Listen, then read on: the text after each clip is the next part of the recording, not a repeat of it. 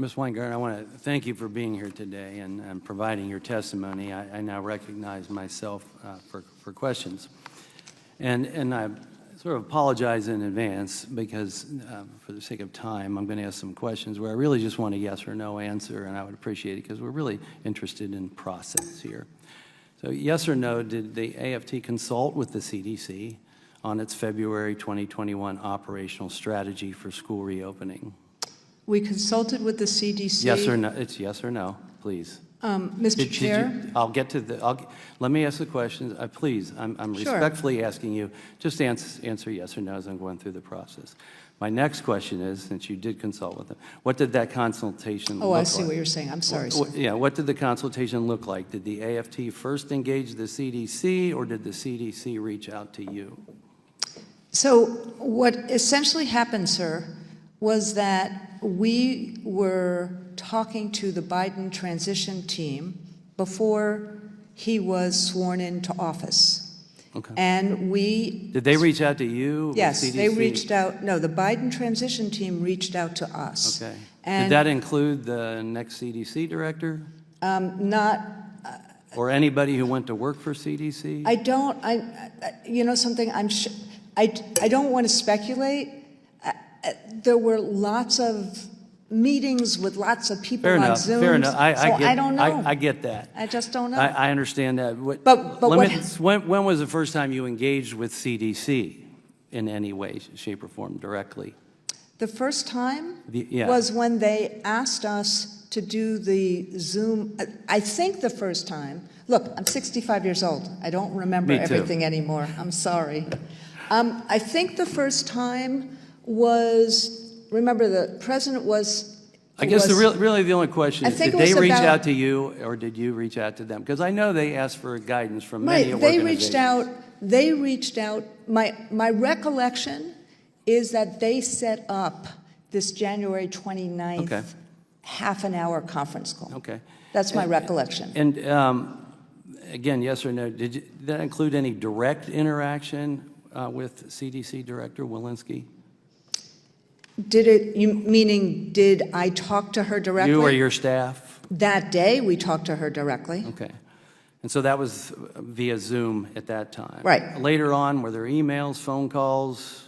I think there were a couple of phone calls, but what there also were, and I wanted to just correct the record on this, sir, what you may not have asked us for is on March 23rd, 2021, we've actually had several public letters with the CDC, including March 23rd, 2021, where we actually talked about how we understood their change in terms of social distancing to 3 feet. So we had several public letters to the CDC because we wanted to be transparent of everything that was going on. So again, yes or no, but did AFT ever provide suggested revisions to the CDC's operational strategy regarding school closures or reopenings? Did you suggest revisions to their operational strategy? What we suggested, sir, was ideas. Okay. They asked us for ideas. Your letter to the subcommittee said that the AFT proposed a handful of edits to the operational strategy. Is that right? What happened was there was one particular edit that they accepted. There were several different ideas that we proposed. The edit that they accepted was in the, if I may explain or no? Yeah, go ahead. They asked us in the January 29th meeting, and you, from your document request, as you know, we provided documents including all the emails back and forth between and amongst staff, our staff. They asked us for... Well, I want to get to the point, I guess. We know 2 of the proposed changes. Right. Work from home options for teachers with high-risk conditions, and that if a new variant arose, that the guidance may need to be changed. Well, so with that, and again, yes or no, were these proposals accepted by the CDC? Well, the one proposal that was accepted during the, if I may explain, during the meeting on the 29th, we raised several different issues. We did not, we had seen all the former Were they Trump accepted guidance. or not? I mean, What it's was- it's no question. When you Right. made these proposals, the two I suggested, were they accepted by the CDC? The proposal to have at-risk, first off, the second proposal was not made on January 29th. I didn't The first, say that. Sorry, the first proposal about at-risk immunocompromised workers, and not that simply that they would work at home, but there would be accommodations for people who are at risk, that proposal was accepted. Okay. Now you've answered my question. Thank you. Sorry, Yeah. I'm just slow. If a new variant arose, that the guidance may need to be changed. And then, really, what else did AFT propose? I mean, I mentioned those two that I know of. Were there other proposals that weren't accepted? Yes, several. And the proposal about a new variant arising, that the guidance may need to be changed, was that accepted? So what we asked for was because there were new variants Right, that I were starting understand. to We all know happen. there were new variants. So I'm we asking, said- was the proposal accepted? Yes. Thank you. So before the operational strategy was finished, AFT advocated for a school closure trigger. That's the word in your documents. On January 29, 2021, in notes prepared for you before a call with the CDC, your staff recommended pushing the CDC for a trigger stating, we need an objective metric for closure, ... triggers. Then on February 11, 2021, following the need to push on a closure trigger, a member of the AFT staff emails Director Walensky directly and says, we must, however, urge inclusion of clear closure triggers in the imminent guidance. Again, on February 11, 2021, in an email from your staff, they state, our emphasis will follow Randi's statement, push on needing a closure trigger. Then in a February 12, 2021 email from you to members, you mentioned the CDC did not install a trigger, stating, while the CDC guidance does not contain a closure trigger, the guidance indicates schools may temporarily close to in-person learning.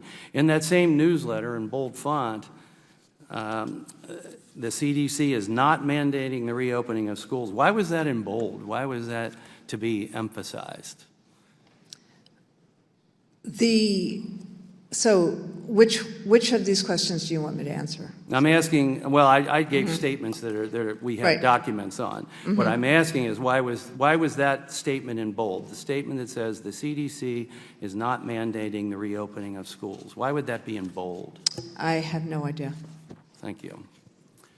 Usually means some type of emphasis, I would think, but you don't. I mean, recall. You don't recall. That's fine. By this point, though, schools. Sir, what I did was, if I may, the document I did write was our press release that day, which you're not referring to, where I said that the CDC has met fear with evidence and that we were embracive of the fact that they had clear science-backed evidence so that we could actually reopen schools more forcefully than had happened before. Yeah, by this point, schools had been shown to not be a driver of community transmission. Children were not nearly as at risk as the elderly. Children rarely transmitted to adults.